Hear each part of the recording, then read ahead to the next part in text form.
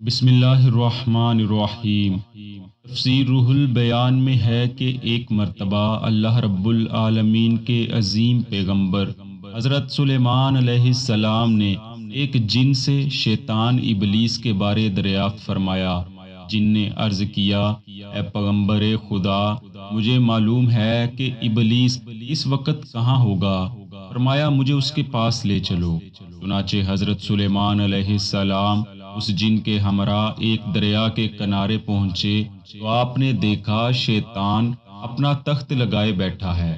شیطان نے جیسے ہی اللہ رب العالمین کے عظیم پیغمبر حضرت سلیمان کو دیکھا تو خوف زدہ ہوا اور اٹھ کر کھڑا ہو گیا، کہنے لگا، یا نبی اللہ، آپ کیوں تشریف لائے ہیں؟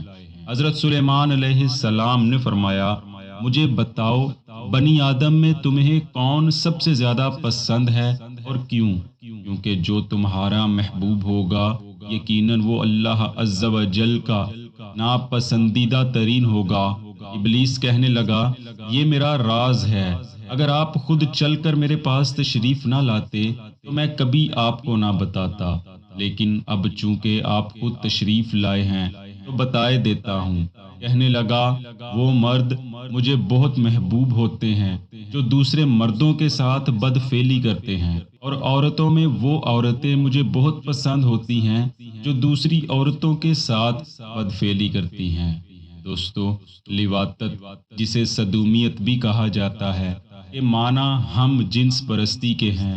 یہ غیر فطری جنسی اختلاط ہے جو کہ خاص طور پر مرد کے کسی دوسرے مرد کے ساتھ نفسانی خواہشات کی تکمیل کے لیے بنائے گئے تعلق کو ظاہر کرتا ہے۔ ایسے افراد جن کو ایسی خواہشات کی تکمیل کے لیے استعمال کیا جاتا ہے انہیں امرد کہا جاتا ہے۔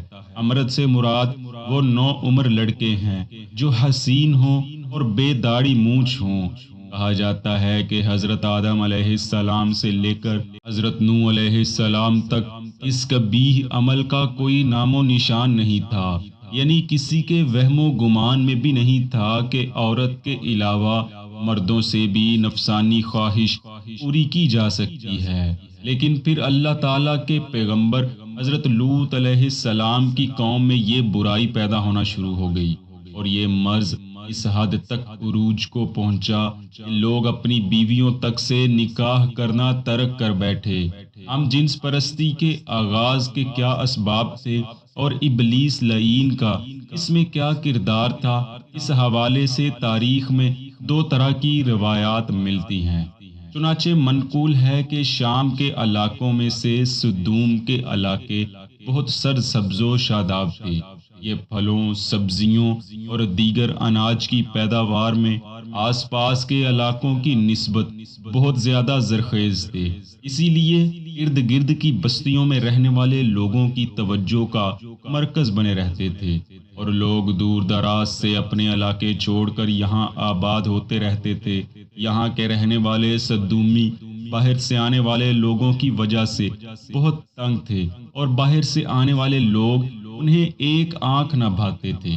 چنانچہ ایک مرتبہ ان سدومیوں نے بیٹھک کی اور یہ تدبیر سوچنے لگے کہ کسی طرح ان لوگوں کی یہاں آمد و رفت کو روکا جا سکے، کیونکہ ان کی آمد سے ان کی اپنے علاقوں میں اجارہ داری متاثر ہو رہی تھی۔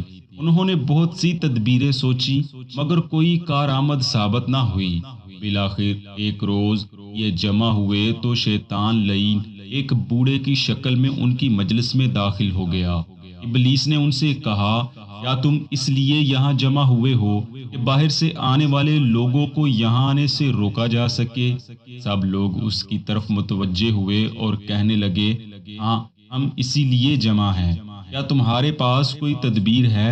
کہنے لگا، ہاں، میں تمہیں ایک تدبیر بتاتا ہوں۔ تم ایسا کرو، جب لوگ باہر سے آئیں انہیں پکڑو اور ان کے ساتھ بدفعلی کرو۔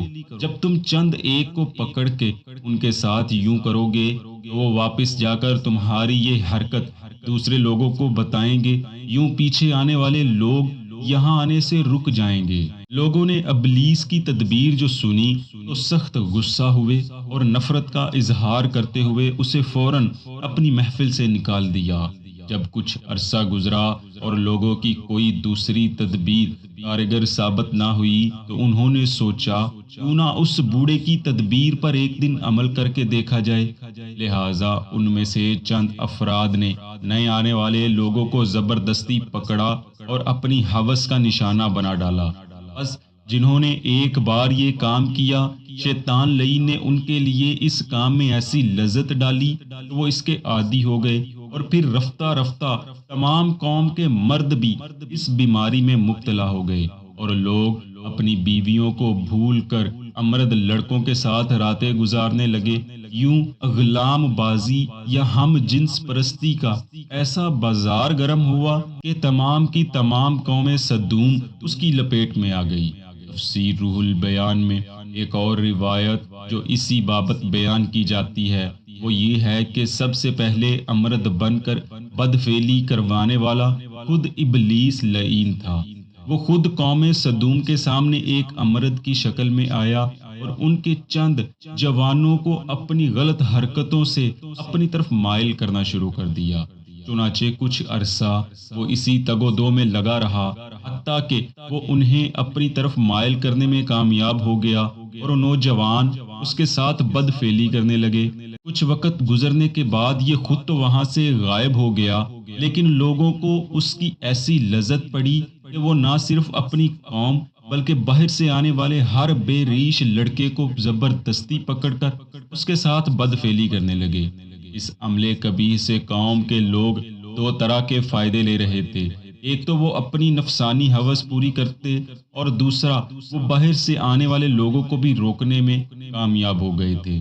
لیکن اس طرح وہ ایسے گناہ عظیم کی لپیٹ میں آ چکے تھے کہ جس پر عذاب الہی اٹل تھا۔ یہ کم و بیش 4000 سال قبل کی بات ہے۔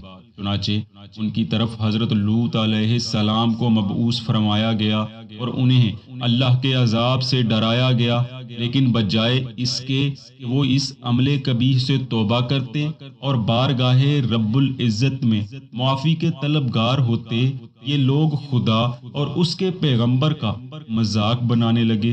بس اللہ رب العالمین نے سال ہا سال اس بدبخت قوم کو چھوٹ دینے کے بعد عذاب کے فرشتوں کو مہمان بنا کر حضرت لوط علیہ السلام کے پاس روانہ فرما دیا۔ چنانچہ سورہ الحجر میں رب تعالیٰ کا فرمان ہے، اے حبیب مکرم، آپ کی عمر مبارک کی قسم، بے شک یہ بھی قوم لوط کی طرح اپنی بد مستی میں سرگرداں پھر رہے ہیں۔ بس انہیں یعنی قوم لوط کو طلوع آفتاب کے ساتھ ہی سخت آتشی کڑک نے آ لیا، سو ہم نے ان کی بستی کو زیر و زبر کر دیا اور ہم نے ان پر پتھر کی طرح سخت مٹی کے کنکر برسائے، اور اس واقعے میں نشانیاں ہیں اہل فراست کے لیے۔ دوستو، صدومیت ایک ایسا گناہ عظیم ہے کہ دوسرے کسی گناہ پر کسی قوم کو پتھروں کے ساتھ ہلاک نہیں کیا گیا۔ آج ہم اپنے ارد گرد نظر دوڑائیں تو ہمیں آج بھی ایک بڑی تعداد اس گھناؤنے فعل میں مرتکب نظر آتی ہے۔ علماء فرماتے ہیں، جس نے بے ریش کو شہوت سے بوسہ دیا اس نے گویا اپنی ماں سے زنا کیا، اور جس نے اپنی ماں سے زنا کیا اس نے گویا کنواری لڑکی سے زنا کیا، اور جس نے کسی کنواری لڑکی سے زنا کیا اس کا گناہ یوں ہے کہ اس نے گویا 1000 عورت سے زنا کیا۔ اللہ پاک ہم سب کو ایسے کاموں اور ایسے کام کرنے والے لوگوں کی صحبت سے بھی اپنی حفاظت میں رکھے، آمین۔